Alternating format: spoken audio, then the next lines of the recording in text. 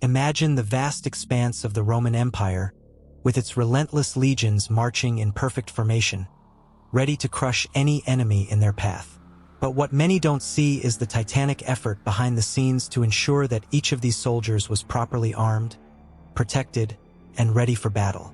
This documentary will take you inside the Roman military workshops, where forge and hammer, leather and iron came together to create the weapons and armor that sustained the most powerful empire in ancient history. The production of Roman military equipment was a detailed and ingenious process, starting with the manufacture of the most symbolic weapons of their legions. The gladius, the short sword that became synonymous with a legionary, was more than just a simple blade. Each gladius underwent approximately 30 hours of specialized work just in the forge. Imagine a skilled blacksmith heating the iron to the melting point, hammering the blade until it took on the precise shape. But the work didn't stop there. The sword needed a hilt, usually made of wood, with bronze or bone fittings to give the soldier a firm grip. And then there was the scabbard, which, besides protecting the gladius from rust, facilitated transport and handling. Adding up all these stages, the total production process for a single sword required up to 60 hours of continuous work. In addition to the gladius, each legionary carried 2 pilums, spears designed to be thrown at the enemy. The pilum had an ingenious design with tips that deformed on impact, making them useless for the enemy to reuse, a true lesson in strategy. However, producing these weapons was no trivial task either. Crafting 2 high-quality pilums took approximately 40 hours of work from skilled artisans.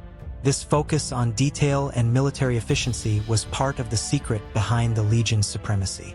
When we talk about armor, the process becomes even more impressive. The larica hamata, the chain-mail armor used by many legionaries, was a masterpiece of patience and dexterity. Made of thousands of interlinked iron rings, its crafting could take up to 4,800 hours. That's nearly 2 years of work for a single craftsman. However, this armor offered great protection, distributing the impact of blows while allowing flexibility of movement on the battlefield. Still, the ever-innovative Romans created the larica segmentata, a segmented armor composed of interconnected metal plates. Although easier to produce than chainmail armor, it still required specific tools and significant skill for assembly and repairs, making it a crucial piece for the legions. Nevertheless, one of the most important pieces of a legionary's equipment was the scutum, the rectangular shield that protected them from both enemy attacks and distant projectiles. The scutum was not just a defensive barrier, but also a weapon in itself, used by legionaries to strike and destabilize their opponents in close combat. Making a scutum involved multiple layers of wood, usually oak, arranged in a curved shape, which offered greater resistance to impacts. These layers were glued together with animal-based adhesive, and the shield was then covered in leather or linen for added durability. Additionally, an iron umbo, a central metal boss, was installed in the middle of the shield, further reinforcing its defensive and offensive capabilities. Producing a single scutum could take up to 100 hours of work, considering the entire process of assembly, covering, and painting. The complexity of the design and the need for maximum durability made the scutum an essential piece on the battlefield. To sustain a war machine of this size, Rome needed a reliable source of materials. Iron, wood, leather, linen, and other resources were extracted in massive quantities from all over the empire, from regions as distant as Hispania, Britannia, and Egypt. The logistics required to transport these materials to the factories and military workshops were impressive. For example, at Inchtuffel, in present-day Scotland, 12 tons of buried iron were discovered, clear evidence of the immense logistical effort of the Romans.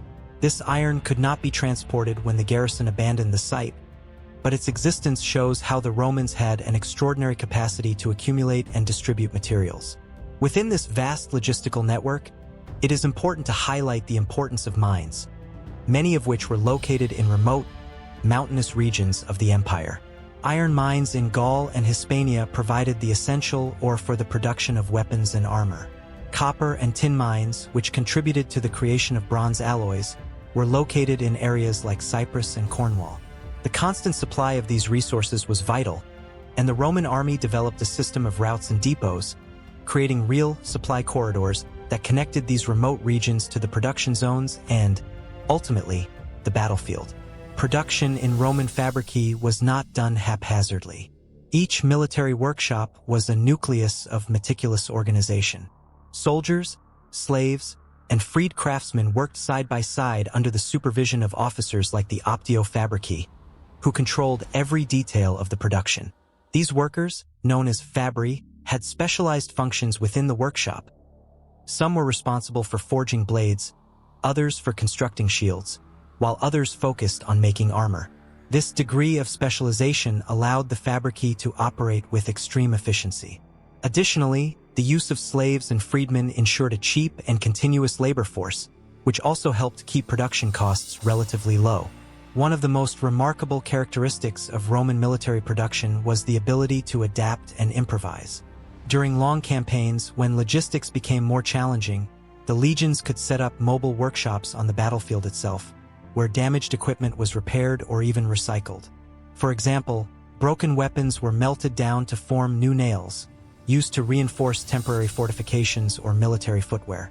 In permanent forts and garrisons, such as those found on Hadrian's Wall, fixed workshops were always active, ensuring that even in the most distant regions of the empire, the legions were always ready for combat. In these workshops, recycled metal could be turned into a variety of items, from new weapons to small repairs on armor and tools. Civil production also played a key role. Although military fabrici were essential, civilian workshops provided a range of sophisticated equipment, often more elaborate and luxurious, intended for high-ranking officers. During periods of crisis, such as civil wars or invasions, civilian workshops supplemented military production, speeding up the creation of weapons and armor. However, this entire process was strictly controlled by the state. The Lex Aelia Divi Publica of 17 BC prohibited the sale of weapons to civilians and severely restricted the export of armaments, ensuring that Roman firepower remained in the right hands. The flexibility of the Roman military production system was also evident in the different regions of the empire. As Rome expanded, the legions adapted their needs to the local availability of resources and climatic conditions. For example, soldiers stationed along Hadrian's Wall in chilly Britannia wore special footwear and clothing to withstand the cold, damp climate, while in drier regions like North Africa, the legions wore lighter, more breathable armor. This ability to adapt regionally without losing efficiency and cohesion was one of the main reasons for Roman military success for so many centuries. Finally, Rome had a long-term strategy for keeping its legions well-equipped. Instead of relying exclusively on materials and supplies sent from the center of the empire, the legions established local workshops in conquered territories. As a region became pacified, local industries began to supply Roman garrisons directly. This created a sustainable production cycle, where even the most remote regions of the empire could maintain their legions without large-scale movements of supplies. This hybrid logistics and production system, which combined Rome's power with the integration of local industries, was one of the factors that allowed the empire to control vast areas with relative efficiency. In the end, Roman military might was not limited to the skill of its soldiers on the battlefield, but also to its ability to create a solid, self-sustaining, and adaptable military infrastructure. Every gladius forged, every pilum thrown, every scutum built, and every segmented armor repaired represented the culmination of a vast production network that fed the empire's military heart. And you, what did you find most impressive about how Rome kept its legions supplied? Leave your comment below. If you liked the video, be sure to like and subscribe to the channel for more fascinating content about the history of ancient Rome. And in the video that appears on the screen, I'll show you all the secrets of the Roman legions on the battlefield. Just click and check it out.